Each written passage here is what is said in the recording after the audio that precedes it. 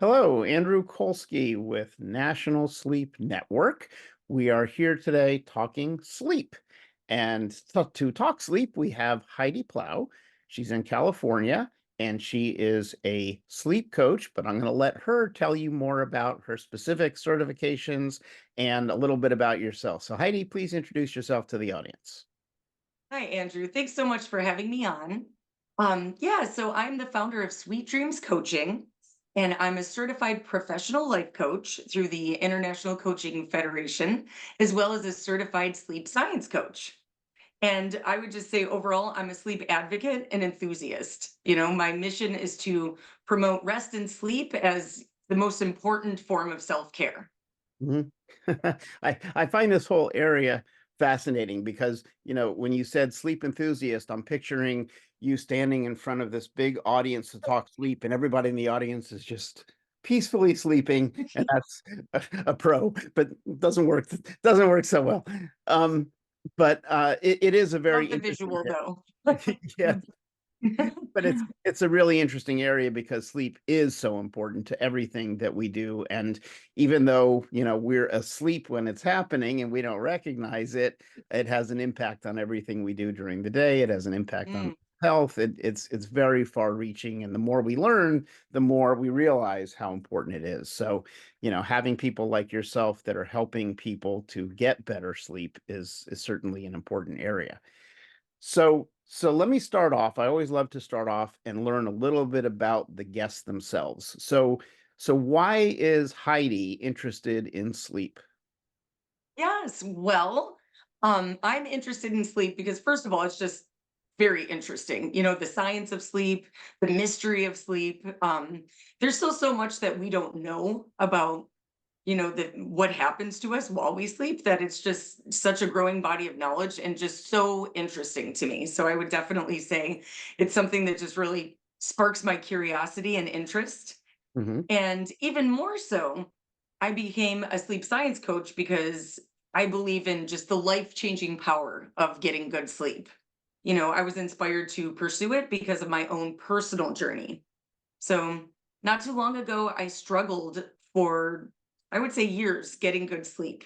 I would dread going to bed, I would toss and turn for hours, and I would lay there worrying about every little thing, especially about how I was going to feel when I woke up. Hmm. And so, when it is, a terrible process going to sleep and staying asleep and waking up, that's a significant part of your life that you're spending worrying and anxious and uncomfortable. Um, and when you're so worried about going to sleep, you can imagine also, and any listeners out there who has any sleep challenges know that that's not conducive to sleep. So, um, even when I did fall asleep, I would wake up and stare at the ceiling with my mind racing. And then when I woke up in the morning, I often just felt anxious and exhausted. I worried about my day. How am I going to feel today? And, that was a time where I really overate and just felt unhealthy overall. Hmm. So I went to, my family doctor. And of course, they just usually just want to prescribe sleep aids, which I'm not interested in because there's, as we understand, there's a lot of risks. Maybe good for a short term situation, but this wasn't short term. So finally, I just, put my foot down and decided to take it upon myself to figure it out. And I did. I did a ton of research. I changed a lot of mostly my habits in the evening to be more conducive to sleep. I did a lot of work on how I thought about sleep, and just really changed my relationship with it. And when I transform my sleep, I transform my life. I Hmm. have more energy, I'm a lot happier, and it just brings me joy to be able to share that passion for sleep and help others on their own journey. Hmm. Well, I appreciate you sharing that with us. And I know there's, a tremendous number of people out there across the world that have similar issues with their own sleep. And I'm curious, as you kind of did this self discovery and you were doing all of your own research and learning for yourself, did you find that, here's the thing, here's why I'm having trouble sleeping? Or did you find that it was more of a bigger type of an issue? I love that question because I would say it was more, maybe not a bigger issue, but a more holistic issue, Mhm. where it just Word. took the whole picture of what was going on with many different pieces to the puzzle. And so it wasn't any one thing that I did in particular that had an impact, but chipping away and, through all of, learning and gaining knowledge and trying new things and implementing different changes slowly over time. This wasn't like a, flip the switch and everything was great, you Mhm. know? And I still have my challenging, periods of time for sleeping. But yeah, I would say it was more of a holistic approach. And that's the same approach that I take in working with people as well. Okay. So can you give us the benefit of excuse me, just a couple samples of things like what types of things did you find helpful to change, or were there any particular things you were doing that you found to be really unhelpful to getting a restful sleep? Just give us some general idea. Mhm. Well, a couple for, and I think everyone's situation looks a little bit different, based on your lifestyle and, what you have going on in your own particular, your age and your body and, what you're mentally facing in life. But for me, a big piece of it was eating a lot earlier. Now I'm on the early bird special train. I love a Funny nice that way early too. meal. Mhm. I Hmm. don't snack at night, and that has, significant impacts. Anytime I do eat later, I do have a sleep tracker now. I see a big punch in my sleep scores, in my resting heart rate at night, and so that was a very simple fix, Hmm. that I wasn't willing to take on, fully at first, but as I saw time go on, how much it impacted in my sleep, it's one of those almost non-negotiables for me to have a nice early meal and no snacks in the evening. Okay. And what about in terms of, I'm thinking, lighting and ambient noise and even like the type of bedding or anything like that? Were any of those relevant to you? Oh, yeah, sleep environment is so important. So, so important. I'm very obsessed with bright days, dark nights, in order to align your circadian rhythm. So a couple of things that are really important to me on that are getting sunlight first thing in the morning. So I have my tea, I do some journaling, and then I go out and walk my dog. And that's, a sacred part of my day. That's one of my morning rituals that um, is really important to me.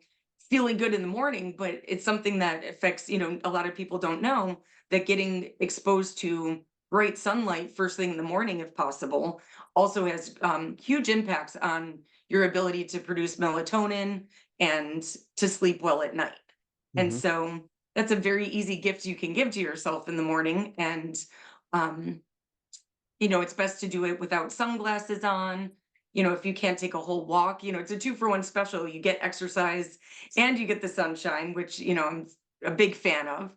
Hmm. But if that's not possible, even going out for a few minutes, soaking up some sun on your face while you drink your favorite morning drink in the morning is fantastic.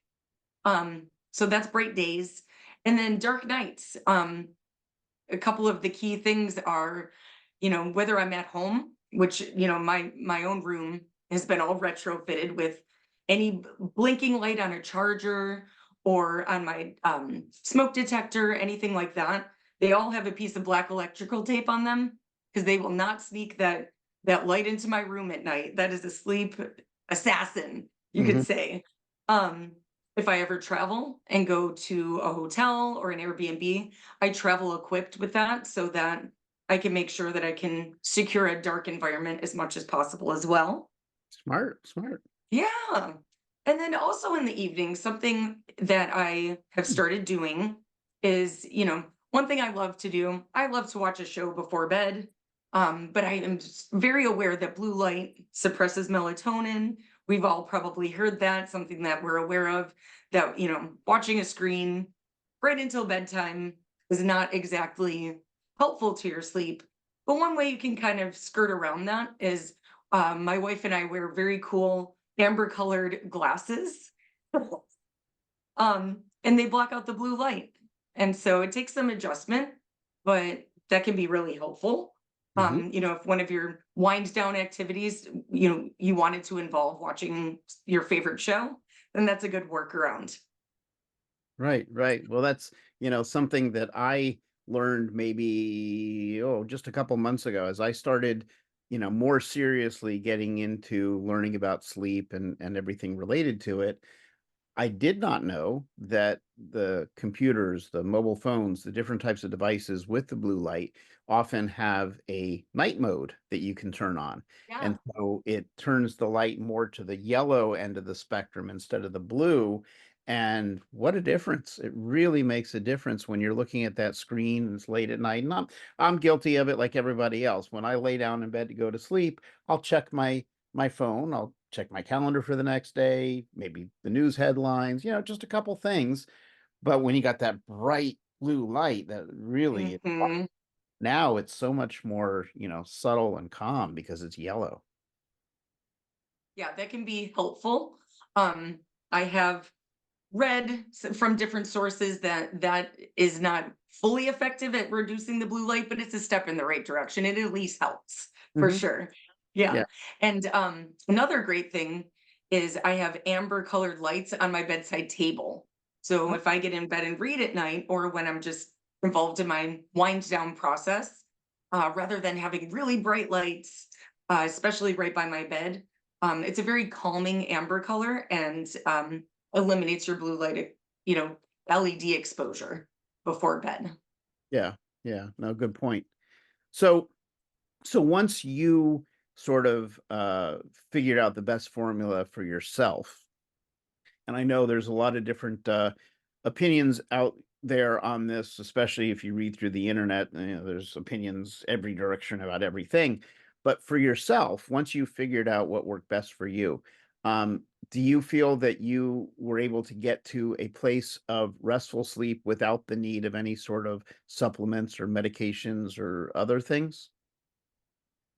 Yes, yes. I do take one supplement that I would suggest to pretty much anyone. It's safe. It's most people are deficient in it. That would be a nice magnesium supplement. Hmm. Um, that's the only thing that I take.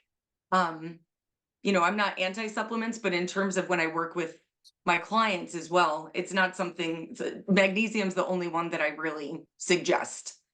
Yeah, yeah. And that was, something that I've learned just practicing in the mental health field in general is that a lot of the medications that are used for many different things when it comes to anxiety, depression, OCD, even sleep and things, medications can mask certain things, but they don't solve the problem. And the Right. thing that solves the problem is doing the work, which typically comes through therapy or some other way of doing the work to address the root issue, the core issue. And if you do that work, then you probably don't need any sort of medication or anything. So people who take sleep meds, maybe it knocks you out, but it doesn't give you restful sleep, not from all the science that I've been reading. So, Yeah. being able to work with someone to help you get that natural sleep by doing the things you're talking about is going to be the better long-term, solution to this. So, 100%. I couldn't agree more. yeah. So, when we talk about sleep, one of the main things that people think about is insomnia. And insomnia, breaking it down into three simple areas: trouble falling asleep, trouble staying asleep, or waking Mhm. up too early. So there's kind of your realm of insomnia issues. Then you've got your potential co occurring or other issues like obstructive sleep apnea, which can be a real, sleep killer in a way, as well as some other things. But those are certainly two of the main issues that people dealing with sleep problems would deal with. Um, so your work deals with what? Both of those? One of those? Tell us more. Well, I'm, available and ready to work with anyone with, overall sleep challenges. So that's mostly people with insomnia, who have tried everything to get the quality sleep they deserve. And I can work with people with a sleep apnea, but that's assuming, of course, that they have worked with sleep medicine specialist and they have gotten their CPAP um, prescription and that is already in place. Sometimes those people could really use some support in the process of transitioning to getting used to the CPAP, and that's definitely an area that I can help with. But overall, mostly I work with people with insomnia. Yes. Okay. So, are there any particular uh, trends or things that you have learned as you've been doing this work that might be interesting for us to know about? Well, I would say, just in terms of like um, how things turn out for the best, I have just seen the many clients I've worked with, say, yes, I'm getting better sleep, but I'm also enjoying better relationships. One of my recent clients said, this whole sleep thing is great, but the best turnout of, us working together is that my relationship with my kid has really improved. I'm more patient and I just feel like a better parent. And so, hearing stories like that, I think is really impactful because it just shows that sleep is so much more than just laying down at night and waking up. It's something that can affect your entire day, your entire life, your health and well-being, and how you navigate the world. And so that would be a big one. Um, Another trend I would say is I help people, you know, fix their relationship with trying too hard to fall asleep. So if you're someone who doesn't sleep well and has struggled with that, a lot of people become too focused on the process of falling asleep and trying and getting frustrated by the process. And so I can totally relate to that. I've been there 100%. And the truth of the matter is, you can't force yourself to fall asleep. It's a passive process and it comes more naturally when we stop trying so hard. And so I really try to work with people's just relationship with and mindset surrounding sleep, if that makes sense. Mhm. Um, because, just helping people allow sleep to occur more organically, and the need to control sleep is really important, especially for people who have been struggling with insomnia for quite some time. Right. Right. Yeah, and you hit on something else there that's also important and was really eye-opening to me when I was learning about it. When you were talking about sort of the CPAP usage, what I did not know, excuse me, is that now depends on the study you read and it depends on how it's defined, but basically 50 to 75% of the people who have sleep apnea, obstructive sleep apnea, who are told that they would benefit from a CPAP machine don't use it. Now, there's a certain Mm, percentage of them who never get it in the first place. Then there's a larger percentage who get the machine, but because they never got acclimated to it, they feel uncomfortable with it, they might feel claustrophobic with it. There's all these different reasons they never kind of take to it, so they don't use it. oh, And you end up with just a small number. I think on average, it's around 25% of the people who actually get to the point where they're comfortable with the machine, they're using it. But the reality is, sleep medicine itself is relatively new. It only started in like the 70s.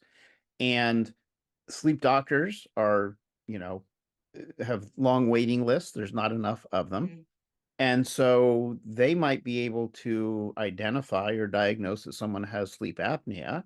And, one of the primary responses is to use a CPAP machine. But I can't, they don't all have the time to then work with the patient to get them comfortable with the right. machine because they've got a whole waiting list of other people waiting to be diagnosed. So it's kind of like you have sleep apnea, you need a CPAP, here's your machine, see you later. and Yeah. then the patient is like, "Ah." So that's where someone with your skills and training can kinda pick up the slack, right? Absolutely, and that story it rings really true to, somebody very close to me in my life just got a CPAP, and they were on a waiting list for, like, it was almost a half year before they could even be seen by the doctor, and, then it took another few weeks to get the machine, and, yeah, I mean, it's a very understaffed world, and so many people, and the numbers are growing, are suffering from apnea. And then to just underscore your point regarding people getting the machine and then not using it because it's not comfortable is just really disturbing, I guess I would say. They have this device that can help give them literally life, Mhm. and could maybe just use some support transitioning into that relationship. And so yeah, I agree with you 100%. Yeah, yeah, and, another sort of little fact that I did not know before that I do know now is you have people like airline pilots or commercial truck drivers or things like that, people who are in professions that it's really important that they don't fall asleep. They have good sleep health Yeah. and sleep hygiene. And if they have sleep apnea and they're prescribed a CPAP, they have to use that machine and prove that they're using it, because if they Mm, don't, they can be pulled from doing their job. And so people like that really need to be able to have the support and access to someone to help them kind of get up to speed with that, because they could literally lose their job if they're not doing that. And then, you add to that uh, life insurance. I didn't know this. mm, If you are supposed to be using a CPAP machine and you're not using it, you may not be able to get life insurance, or you may get unfavorable rates because it has a serious impact on your physical health. So much so that the life insurance companies say, we're not gonna, we need you to show us that you're doing something to deal with this issue, because it can cost us money and claims and things. So there's so many ramifications that come from this that I don't think people think about or know about. I mean, I didn't know about it, and I'm I learning didn't about it. either. That's no, and that's not surprising but also startling. Yeah. you know yeah. Wow. So how does someone even know that you are out there? Like, how do people come to you? Well, I'm active on LinkedIn and on Instagram, so I can be found there at Sweet Dreams Coaching. Um, I also have a website, which is www.sweetdreamscoaching.com, Mhm. and I offer a free 45-minute sleep audit and consultation, just to talk about the challenges that you might be dealing with. And the sleep audit also, I offer some useful customized feedback and help right there on the phone. So it's a consultation to see if we would be a good fit to work together. But it's also an audit where, if nothing else, you'll walk away with some, like I said, some useful information that's very catered to your particular needs. Um, and in my work, I help people with sleep challenges through one-on-one coaching, and I work with clients for usually 12 weeks to improve their sleep. And kind of my process is that I use deep level coaching and sleep science to help people work through their challenges.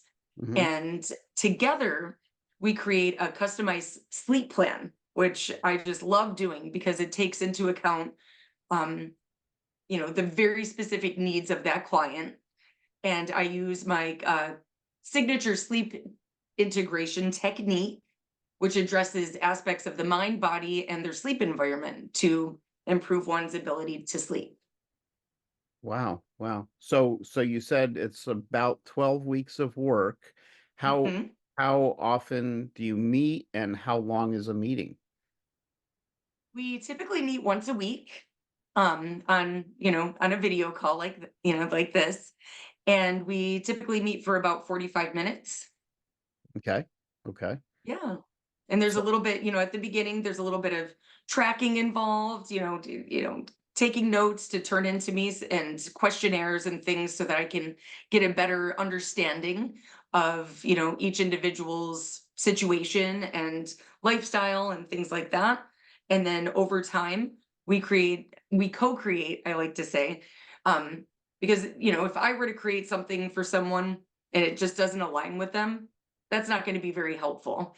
So right. that's why I like to say we co-create this plan because I want, the clients I want their buy-in. I want their their input to make sure that it's something that is, going to make change over time, but that isn't pushing it too hard, just enough. We want a gentle push, to make certain changes, but not any that create too much friction. And Mm, so co-creating that together is a really important and meaningful process. right. Right. So, are there any like geographic limitations on who you can work with, or as long as they have an internet connection, they can talk with you? 100%. I can deal with, meet with clients all around the world, assuming that our time zones align. Right. I don't stay up super late to take a call. I have my work hours. And I Right. wouldn't want anyone else to be up super late or super early outside of, reasonable waking hours as well, because I think that defeats the purpose. Mhm. Yep. No, I agree with you. Well, this is really important information, and like I said, the more that I learn about sleep, and the more that I learn about insomnia and all the different aspects related to it, it is fascinating. Maybe you and I are sort of a weird bunch or something to be so fascinated about sleep, but it can be fascinating as you learn more about it. So give us one more time your website in case somebody wants to try and contact you. What's your web address again? It is www.sweetdreamscoaching.com. Instagram handle at Sweet Dreams Coaching, and LinkedIn, Heidi Plowe, Sweet Dreams Coaching. Perfect. Perfect. Well, Heidi, I appreciate you taking the time to join us and share your experiences with us and educate us about the opportunities available to help people get better sleep. I'm so glad that you're actually doing the work because from everything I understand, there's not enough people to help with the number of people who need help in the sleep world. So, good Ah, for you. And perhaps we can speak again at a later date and do an update on some new things going on in the sleep world because I know it's rapidly evolving. So um, always new things to learn. that sounds great. Thank you so much for having me. And I agree. There's not enough of us helping. If one third of the American population suffer from sleep deprivation, then, we've got a lot of work to do. Yes. Well, thank you for your time. All right. Thank you. Mhm.